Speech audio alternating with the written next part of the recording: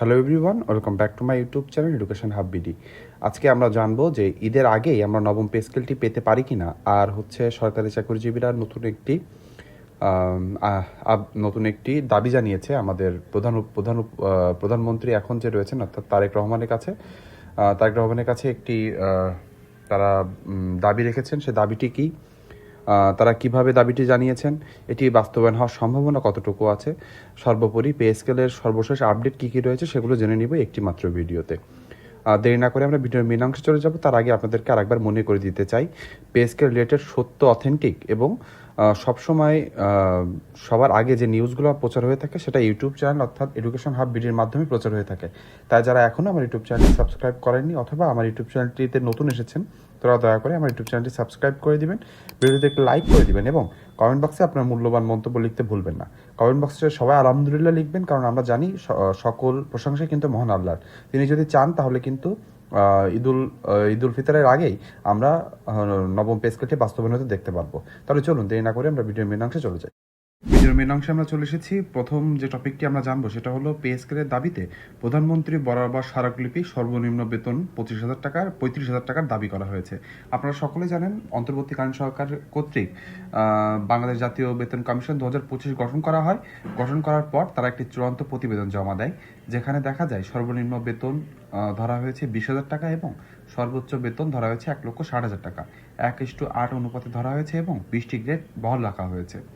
আমরা সরকারি চাকরিজীবীরা কিন্তু প্রথম থেকেই বলে আসছিলাম যে সরকারি চাকরিজীবীদের এই অল্প বেতন অর্থাৎ অষ্টম পে স্কেলে যে চলমান বেতন ভাতা রয়েছে, এ দিয়ে কোনোভাবেই সরকারি চাকরিজীবীরা তাদের পরিবারের সদস্যদের নিয়ে একটু ভালোভাবে থাকতে পারবে না। দীর্ঘ 11 বছর ধরে সরকারি চাকরিজীবীরা কোনো সুযোগ সুবিধা পায় না।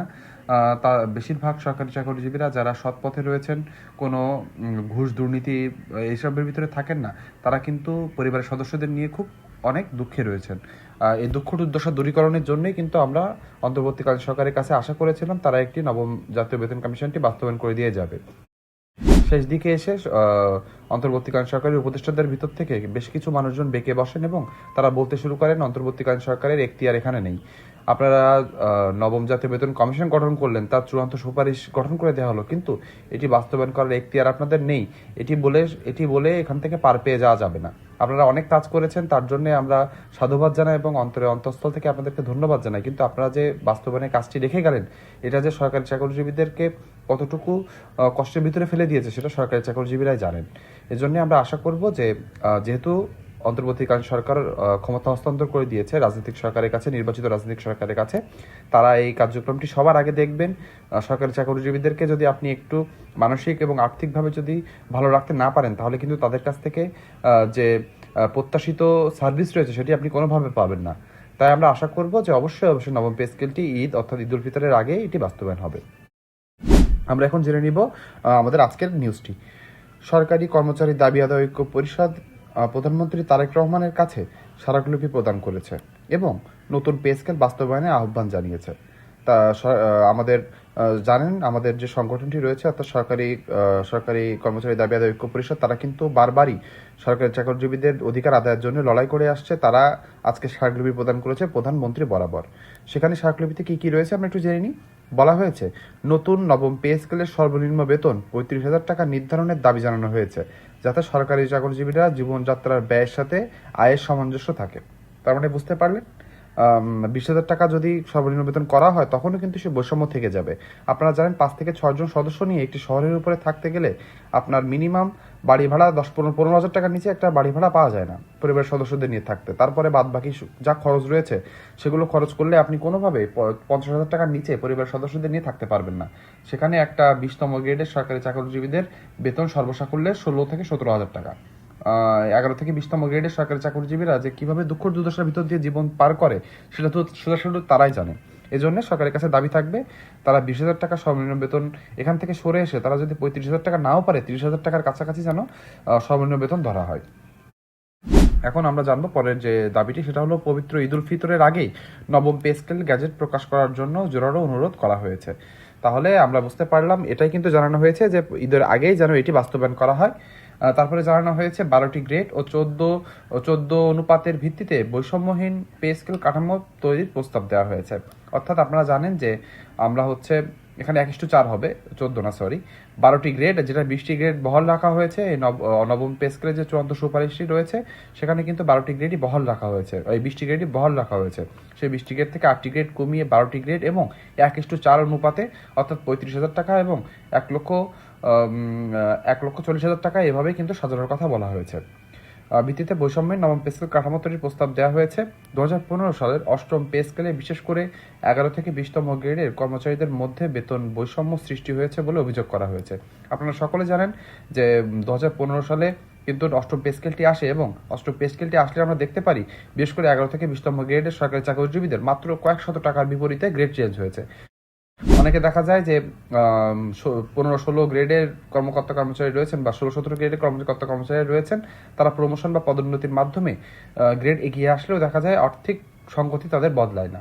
অল্প মাত্র কিছু কয়েক শত বা কয়েক হাজার টাকা তারা একটু বেশি পান, কিন্তু অন্য সব দেশের দিকে খেয়াল করলে আমরা দেখতে পাবো যখনই একটি পদোন্নতি একটা সরকারি কর্মকর্তা কর্মচারী পান, তার কিন্তু একটি সিগনিফিক্যান্ট আকারে তার বেতন বৃদ্ধি পায়। কিন্তু বাংলাদেশে এমন একটি আজব দেশ যেখানে সরকারি চাকরিজীবীদের সবসময় অবহেলিত করে রাখা হয়। সংগঠনটি দাবি করেছে গত 11 বছরে নতুন পে স্কেল বাস্তবায়ন না হয় সরকারি কর্মচারীরা আর্থিক চাপে রয়েছেন। এটা কিন্তু একেবারে সত্যি। দ্রব্যমূল্যের ঊর্ধ্বগতির কারণে পরিবার পরিচালনার খরচ বেড়ে যাওয়ায় কর্মচারীদের জীবনমান সংকটের মুখে পড়েছে বলে স্মারকলিপিতে উল্লেখ করা হয়েছে। পূর্ববর্তী সরকারের সময় 1991 ও 2005 সালে পে স্কেল বাস্তবায়নের উদাহরণ তুলে ধরে দ্রুত পে স্কেল বাস্তবায়নের আহ্বান জানানো হয়েছে। আপনারা জানেন বিএনপি যে বিগত যে 2 টার্ম ক্ষমতায় ছিল 1991 এবং 2005 সাল, এখানে কিন্তু তারা পে স্কেল বাস্তবায়ন করে দিয়ে গিয়েছে। এই জন্য সেই উদাহরণটি তুলে দিয়ে বলা হয়েছে যে বিএনপি সরকার আসলে সরকারি চাকরিজীবীদের উপরে তারা সুনজর দেন এবং তারা চেষ্টা করেন সরকারি চাকরিজীবীদের অধিকার রক্ষা। এই জন্য আমরা সেটি তুলে ধরেছি এবং বলেছি বিএনপি যেহেতু জাতীয় সরকার এসেছেন এবং তারা এই দাবিটি যেন খুব তাড়াতাড়ি বাস্তবায়ন করেন। সংগঠনটি আশা প্রকাশ করেছে যে সময় মতো পে স্কেল বাস্তবায়নের মাধ্যমে সরকারি কর্মকর্তা কর্মচারীদের আর্থিক ও সামাজিক নিরাপত্তা নিশ্চিত করতে হবে।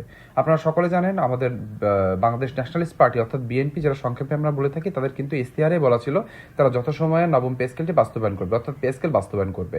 আমরা মনে করি 11 বছর পার হয়ে যাওয়ার পরেও যথাসময় চলে এসেছে এবং যথাসময় হবে ঈদের আগে তারা সরকারি চাকরিজীবীরা একটু স্বস্তিতে থাকতে পারবে।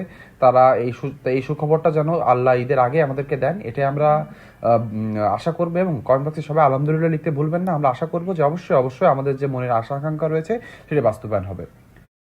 শেষ পর্যায়ে জেনে নিব যে সরকারি পর্যায়ে চলমান আলোচনা এবং কর্মচারীদের ক্রমাগত দাবির প্রেক্ষিতে ধারণা করা যাচ্ছে যে ঈদের আগে পে স্কেল বাস্তবায়নের বিষয়টি বিবেচনায় আসতে পারে। তবে এটি নির্ভর করছে সরকারের চূড়ান্ত সিদ্ধান্ত, অর্থনৈতিক পরিস্থিতি এবং সংশ্লিষ্ট কমিটির সুপারিশের উপর।